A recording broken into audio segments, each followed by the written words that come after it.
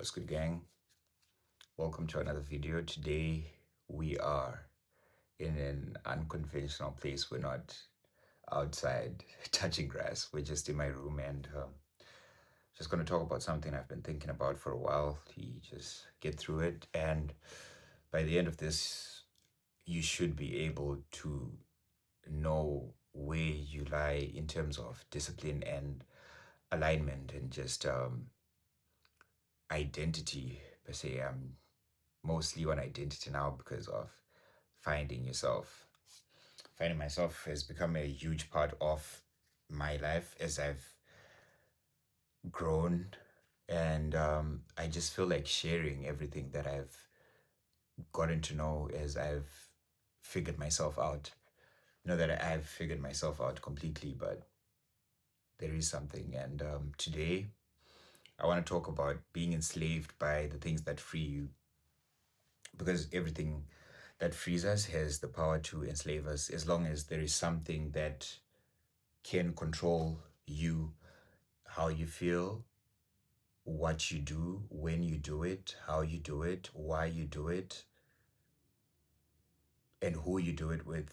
That is control, and that's what can be freeing sometimes outside of the specific things which you're running away from. You might have been a person who was lazy and you used to bed rot all the time. You were always doom scrolling, and you just felt like you were not making any progress with your life. So you started out different things. The example I can use that's closest and dearest to me is diet. I used to be very skinny. At some point, we were worried about my weight because I weighed 20 kilos at an age where I wasn't supposed to weigh 20 kilos. And so I had to drink milk and all of that to become healthier.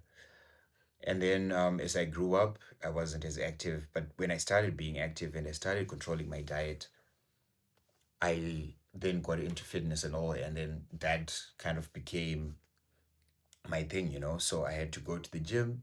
I had to then get into self improvement, read a book, eat a specific amount, have a protein shake. And all those things had to happen for me to have a good day. If I missed one of them, I would not have a good day.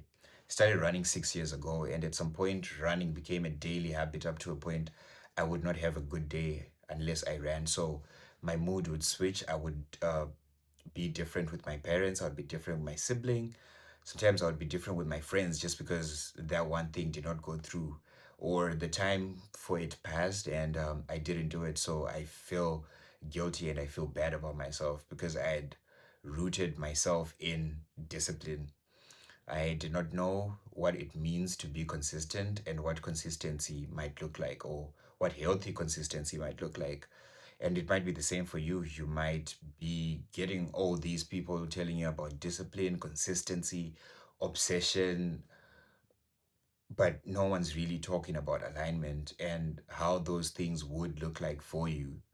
Because there is only one you. You might try finding people with similar interests, but the truth is it's only you. And you have signals that your body tell you. Your body sometimes needs rest, sometimes it needs to go harder than it did the previous day.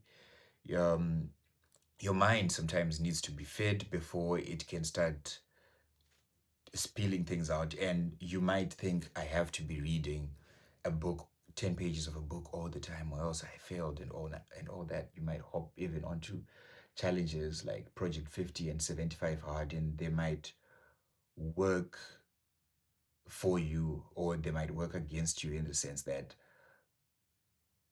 when they're working for you, you are signaling your way through and you are well aligned with that project. And when they work against you, it's like you have to force yourself to wake up. You have to force yourself to do things that your body sometimes is saying no to, or your mind is saying no to, but you still have to do it because it is discipline. That's what discipline has been defined for you, and it is what you're supposed to do in order for you to progress. So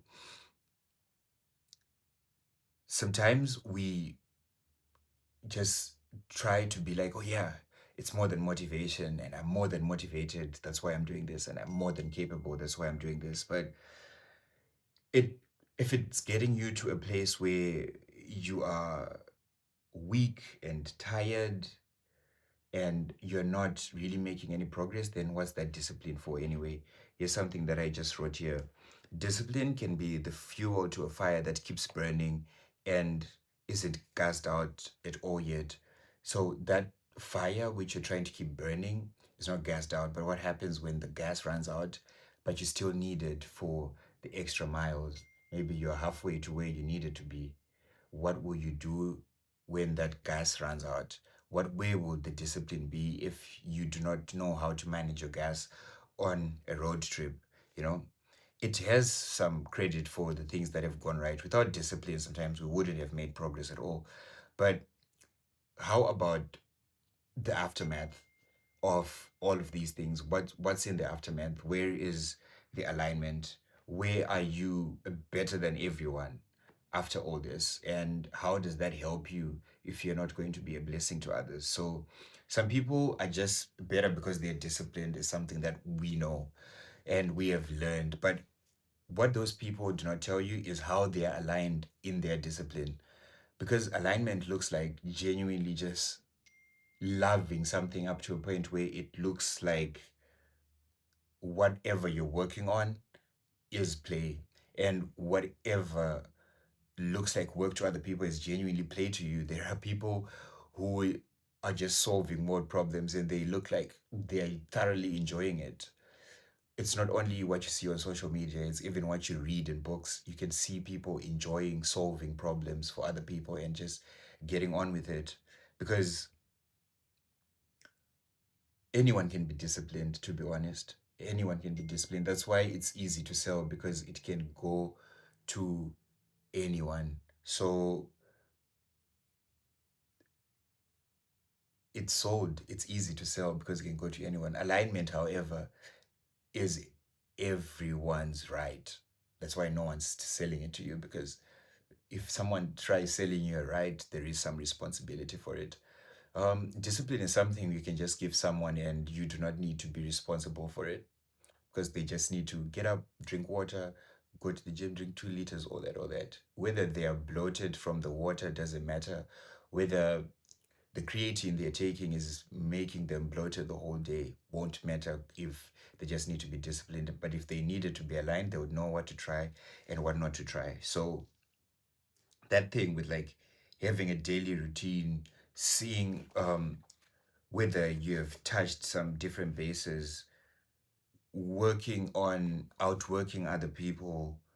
It's like living an OCD life where things have to be, where things are like either done or they're just not done at all. It's like switch on and off. Life is not binary. Life is a lot of things. The choices we make can lead to a lot of different outcomes for us.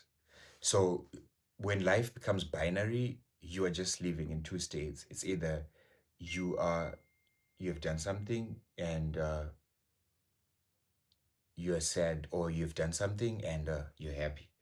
So by principle, discipline honestly has its good traits. It can get you started on things. It can be the mind rewiring you need, because maybe you've just not been a person who has the willpower to start going. Discipline can give you that. It can get you from like one place to the other, and pulling you out of the loop that modernity feeds you. And it's a way for you to escape the ordinary. And it can be created, and it's fueled by the many people you look up to, because they also are disciplined in some sense of the word. So you can look up to those people and you can want to be as disciplined as them. So it makes you tough. It makes you resilient on the days when you genuinely do not feel like doing something. But fulfillment and alignment are way different in the essence of how they work. And the good thing about fulfillment and alignment is they bring all of this discipline inside, and they have lots of other words with them. There's love, there is care, there is compassion, there is hard work, there is honest work. And all of these come only when you're aligned. So here's something that I wrote. The critique on modern grind culture does well at dissecting and showing where it's flawed and where it stops serving you and enslaves you. What it doesn't do is show you even the slightest light leading to where we're meant to be taken and how to achieve most of the same things, if not more, without enslaving ourselves. That's where alignment, identity, and purpose come in. What aligns with you is what you will identify with beyond the modern things that have given you discipline. So we'll just get into alignment now. Alignment looks like knowing what books will interest you and just sometimes trying out different things because you are listening to yourself and you're listening to the world and you want to give the world the most honest projection of yourself. I always talk about the greatest version of yourself that you see when you look at the mirror. If you have watched any of my YouTube videos, you would have been tired of this by now, but that's what alignment looks like. It's like I shot for the stars, okay? I shoot for the stars and then I miss. What happens next? With alignment, what you will say is I was aligned with the stars when I started and then I missed the star that I thought I would be most aligned with or the star that I'm gunning for. And then you realign, right? You realign with the star that you want. Sometimes it means gaining a new skill, dropping a couple of things off, dropping some habits, maybe even changing your fashion sense, and then you shoot again. Guess you know what the greatest thing would be is when you shoot for the stars and you're somewhat in the vicinity of stars and you can still see your north star. You are higher than a person who is still on the ground, and it will take you less energy for you to reach your north star. So you shoot again and then you miss. And it's like I've shot and I've missed. This is where alignment, fulfillment, and the good traits I talked about come in because then you can be like, I missed, but I shot from the stars. So what really am I grateful for right now? And then that's when you look back and you start being a grateful person. It's like in the process of me trying to do all of this, I hit a couple of stars. I hit in the process of me trying to be a runner who runs a marathon. I haven't run a marathon yet. I'm getting there, but I ran a 5K and I managed to run a 10K.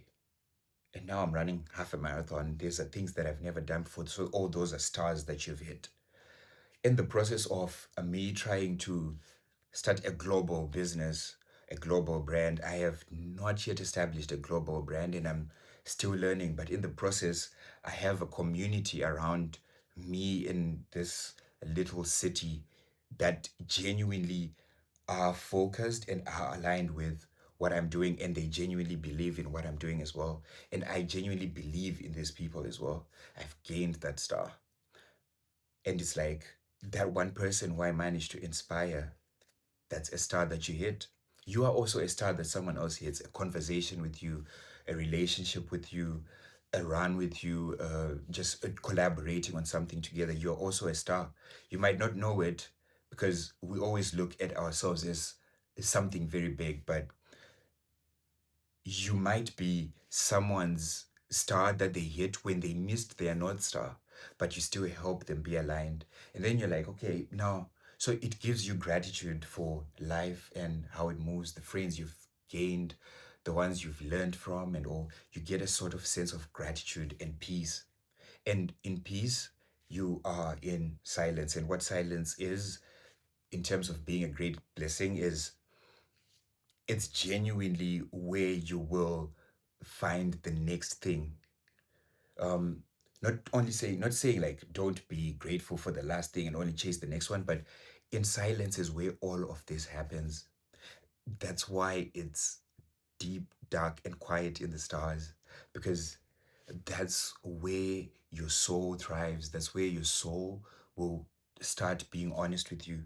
To start being honest with your body, you will know when to rest and when to go. You will know the days when you can push harder and when you thought you pushed hardest and you can still take it further. So you will realign after being grateful for the stars that you hit, and you will shoot for your star again. You, by the end of this life, you would have hit a lot of North Stars, and it would have made you so grateful. It would have made you a person of purpose. It would have made you you. You are usually becoming something greater than what you would know or see. You're usually becoming that. And how you take things that come to you or the things that you've managed to hit on the way will genuinely be what elevates you when this world has nothing else to offer. It's not all about the world giving things to you. You will be blessed. But like I mentioned, you might be someone's star as well. So you're only blessed if you're a blessing. It's the parable of the talents. What will you do with what you have? If you become a blessing to others, you establish a base for you to be blessed. If you are good in being a conversationalist, start conversations, because those conversations will give you more to converse about to the next person you have a conversation with.